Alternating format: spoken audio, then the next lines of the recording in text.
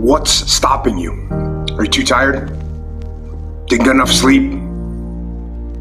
Don't have enough energy? Don't have enough time? Is that what's stopping you right now? Don't have enough money? Is that the thing? Or is the thing that's stopping you, you? Excuses sound best to the person that's making them up.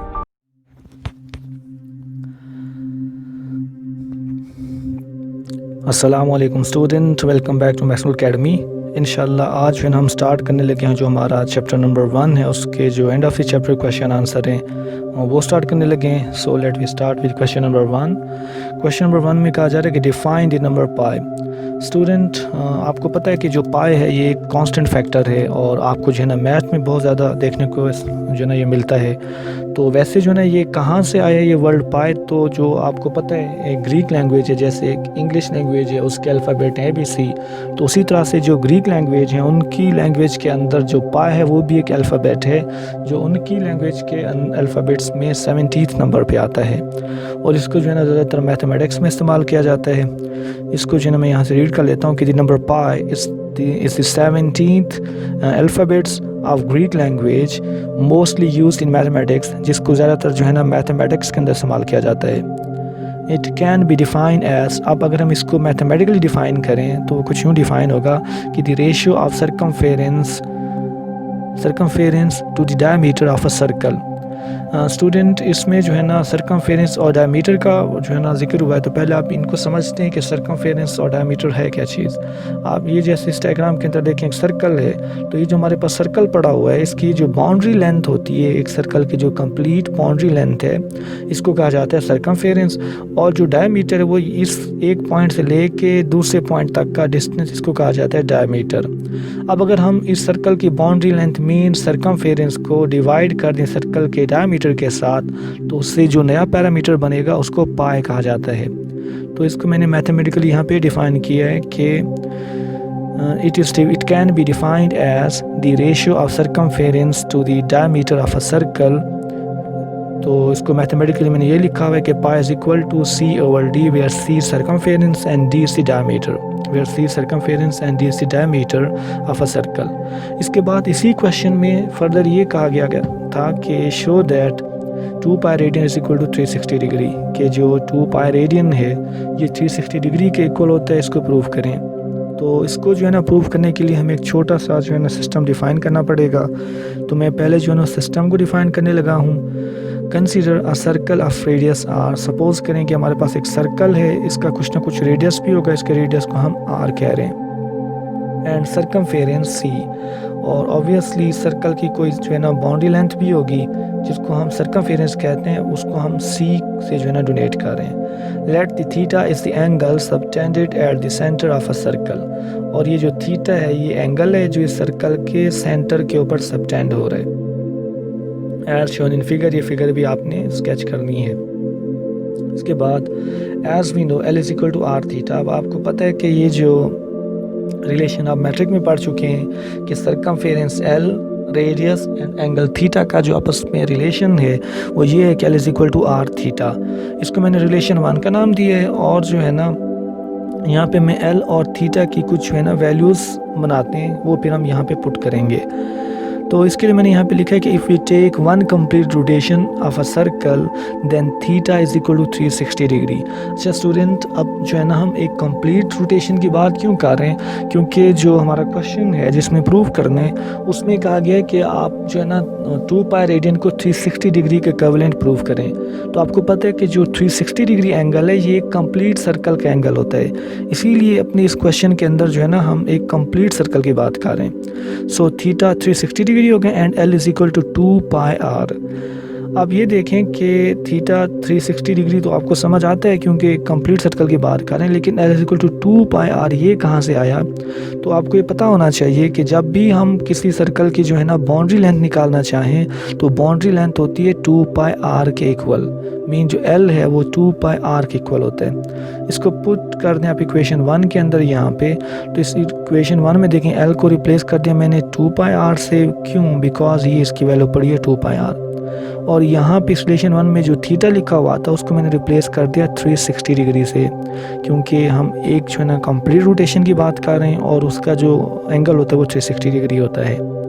तो यहाँ पे r से r cancel out हो जाएगा तो 2 पाई, और ये जो पाई होता है एक रेडियन जो है ना इसके साथ लिखा जाता है unit. So 2 pi radian is equal to 360 degree. तो यहाँ पे जो है ना हमने इसको प्रूव कर दिए। और वैसे ही आपको पता होना चाहिए कि 2 pi is equal to 360 degree ये एक्चुअली रेडियन और डिग्री का आपस में कन्वर्जन फैक्टर भी है। अब हम आते हैं अपने क्वेश्चन नंबर 2 की तरफ। क्वेश्चन नंबर 2 जो है ना बहुत इंपॉर्टेंट क्वेश्चन है, क्योंकि फ़िज़िक्स के अंदर मेजरमेंट में ये बहुत ज़्यादा इस्तेमाल होता है कॉन्सेप्ट, और स्टूडेंट जो है ना ये जो डेफिनेशंस हैं इनको क्लियर नहीं कर पाते, क्योंकि ये कुछ हैं ही ऐसी कि अगर प्रिसीजन है, एक्यूरेसी है, तो स्टूडेंट इनमें कंफ्यूज होते हैं। सो काइंडली आपने कोशिश करनी है इस कॉन्सेप्ट को अच्छे से क्लियर कर लें। यहाँ पे देखें, पहले हमसे पूछेगा डिफ़ाइन करें एरर को।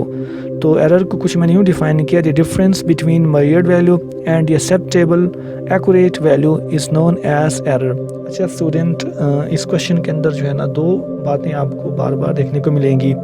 एक होगी ट्रू वैल्यू और एक होगी मेजर्ड वैल्यू। ये ट्रू वैल्यू क्या होती है इसको जो है ना आप पहले क्लियर कर लें। अब ये देखें कि हमारे पास जो है ना एक लकड़ी है, उसकी जो ओरिजिनल लेंथ है वो है 1 फीट। वो जो लकड़ी है उसकी ओरिजिनल लेंथ है वो है 1 फीट। तो ये जो उसकी ओरिजिनल लेंथ है इसको ओरिजिनल लेंथ भी कहा जाता है, इसको ट्रू वैल्यू भी कहा जाता है, इसको एक्सेप्टेबल वैल्यू भी कहा जाएगा, एक्यूरेट वैल्यू भी कहा जाता है। तो बहुत से इसके हम लोगों ने जो है ना नाम रखे हुए हैं। लेकिन लेट्स से अब मैं इसको जो है ना मेजर करता हूँ किसी इंस्ट्रूमेंट से इसकी लेंथ को, और इसकी ओरिजिनल लेंथ थी 1 फीट, लेकिन जब मैं इंस्ट्रूमेंट से मेजर करता हूँ वो आती है 1.1 फीट। तो ये जो 1.1 फीट मुझे लेंथ मिली है इसको कहा जाएगा मेजर्ड वैल्यू। तो ये जो ट्रू वैल्यू और जो मेजर्ड वैल्यू है इसका कॉन्सेप्ट आपको अच्छे से क्लियर होना चाहिए। अब देखें कि ट्रू वैल्यू और मेजर्ड वैल्यू में जितना डिफरेंस होगा, जितना फ़र्क होगा, उसको एरर कहा जाएगा।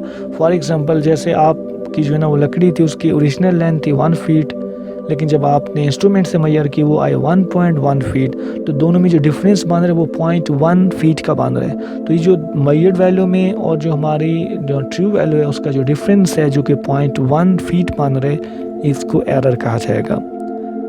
इसके बाद जो है ना आप आ जाएँ अनसर्टेनिटी की तरफ। तो अनसर्टेनिटी क्या होता है, इसको कुछ यूँ डिफाइन करेंगे कि the estimate of possible range of error in any measurement is called uncertainty. अच्छा स्टूडेंट, इसका मतलब ये है जैसे देखें कि आप कोई मेजरमेंट करते हैं तो उसके अंदर ऑब्वियसली कुछ ना कुछ तो एरर ज़रूर होगा। तो वो एरर कितना होगा, अगर आप उसको न्यूमेरिकली उसकी रेंज बताएं तो वो जो रेंज होगी न्यूमेरिकली उस एरर की, जो आप एस्टिमेट करेंगे उस एरर को एक न्यूमेरिक फिगर के अंदर कि इसकी रेंज लेट्स से +1 से -1 के दरमियान हो सकती है, तो ये जो रेंज होगी इसको कहा जाएगा अनसर्टेनिटी। रिपीट करो डेफिनेशन को, the estimate of possible range of error in any measurement is called uncertainty. इसके बाद जो हम आ जाते हैं प्रिसीजन एंड एक्यूरेसी की तरफ। तो स्टूडेंट इन प्रिसीजन और एक्यूरेसी की डेफिनेशन को आपने अच्छे से क्लियर कर लेना है, क्योंकि बहुत से स्टूडेंट प्रिसीजन और एक्यूरेसी को मिक्स कर लेते हैं। वो समझते हैं कि दोनों सेम चीज़ें हैं, लेकिन ये दोनों सेम चीज़ें नहीं हैं। आज इंशाल्लाह आपको क्लियर हो जाएगा। प्रिसीजन को पहले डिफाइन करते हैं, तो इसमें लिखा हुआ है the consistency of measured value with true value is called precision. अच्छा स्टूडेंट, अब ये देखें, आपने जो है ना अभी हुई लकड़ी वाले एग्जांपल ले लेते हैं कि जब आपने लकड़ी की ओरिजिनल लेंथ देखी वो थी 1, लेकिन जब आप उसकी मेजर्ड वैल्यू करते हैं लेट्स से वो आती है 1.1 या 1.2 वट एवर। अब अगर आप क्या करते हैं कि अपनी मेजर्ड वैल्यू को आप जो है ना आपकी जो ट्रू वैल्यू है उसके साथ कंपेयर करते हैं और चेक करते हैं कि दोनों एक दूसरे के कितना करीब हैं, एक दूसरे से कितना कंसिस्टेंस हैं, तो फिर ये जो चीज़ कहलाएगी इसको प्रिसीजन कहा जाएगा।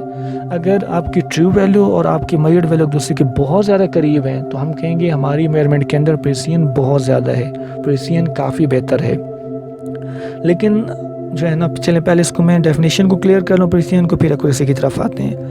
तो इसकी डेफिनेशन को रीड करने लगा हूँ, the consistency of measured value with true actual value is called precision. ये तो हो गया आपकी प्रिसीजन। अब देखें एक्यूरेसी क्या चीज़ है। तो एक्यूरेसी के लिए फिर हम उसी लकड़ी के एग्जांपल पे आते हैं कि वो लकड़ी की ओरिजिनल लेंथ है 1 फीट। आपने उस लकड़ी को एक इंस्ट्रूमेंट से मेजर किया, इंस्ट्रूमेंट नंबर 1 से, तो उसकी लेंथ आपको मिली 1.1 फीट सपोज कर लेते हैं।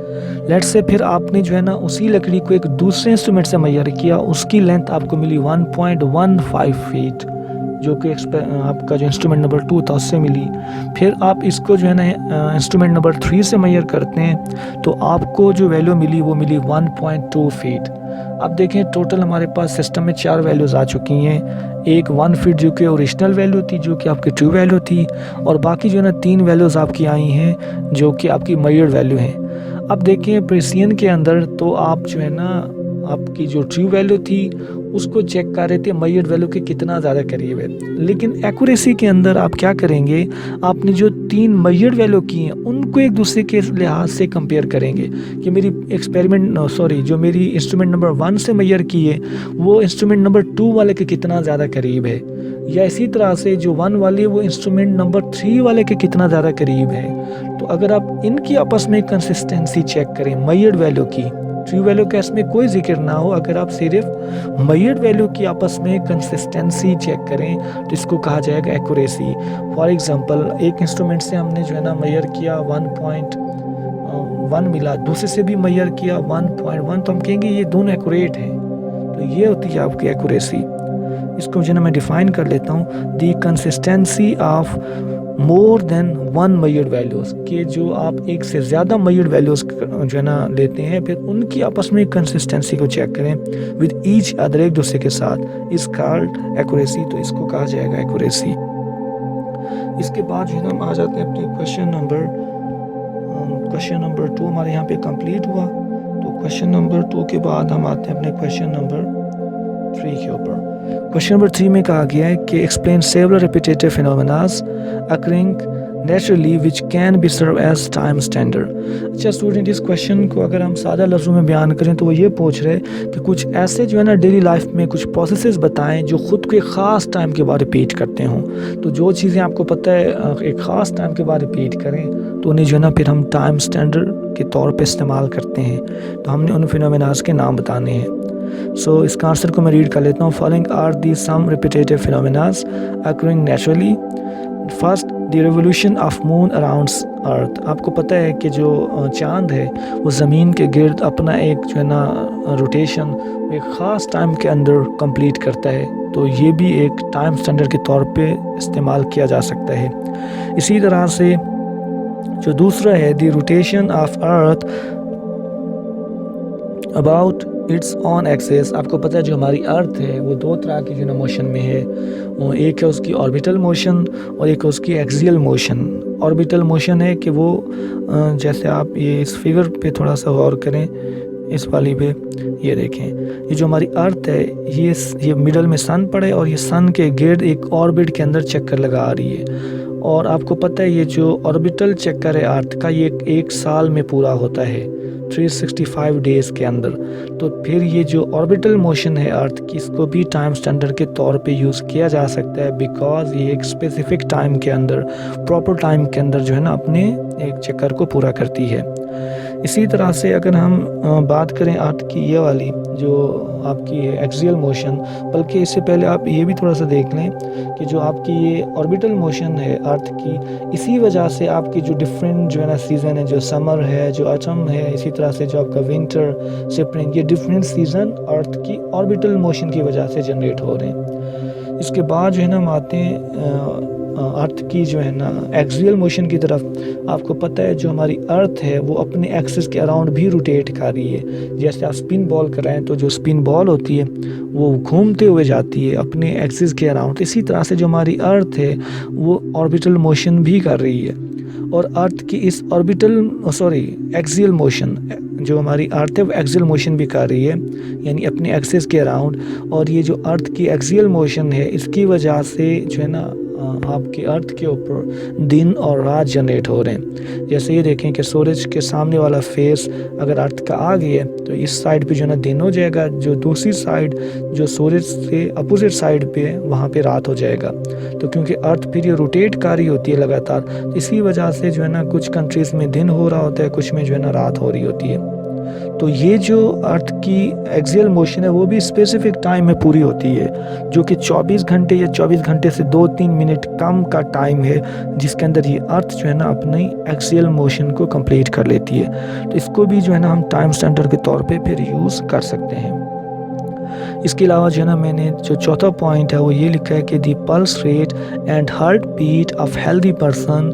आपको पता है कि जो हेल्दी पर्सन है उसकी पल्स रेट भी स्पेसिफिक टाइम में स्पेसिफिक उसकी जो है ना पल्सेस कंप्लीट होती हैं। इसी तरह से जो हार्ट बीट है वो भी स्पेसिफिक टाइम में कंप्लीट होती है, तो उसको भी जो है ना हम टाइम स्टैंडर्ड के तौर पे यूज़ कर सकते हैं। लेकिन ये हेल्दी पर्सन के लिए, पेशेंट के लिए नहीं, इल पर्सन के लिए ये जो है ना नहीं इस्तेमाल किया जा सकता। लेकिन जो हेल्दी पर्सन है उसके लिए तकरीबन ये फ़िक्स अमाउंट में पूरी होती हैं। इसके बाद है कि revolution of many other star around sun. इसके अलावा और भी बहुत से स्टार हैं जो सूरज के गिर्द जो है ना रोटेट कर रहे हैं अपने डिफरेंट ऑर्बिट्स के अंदर, और वो अपना जो चक्कर है ऑर्बिट का वो भी स्पेसिफिक टाइम में पूरा करते हैं, तो उन्हें भी हम टाइम स्टैंडर्ड के तौर पे यूज़ कर सकते हैं।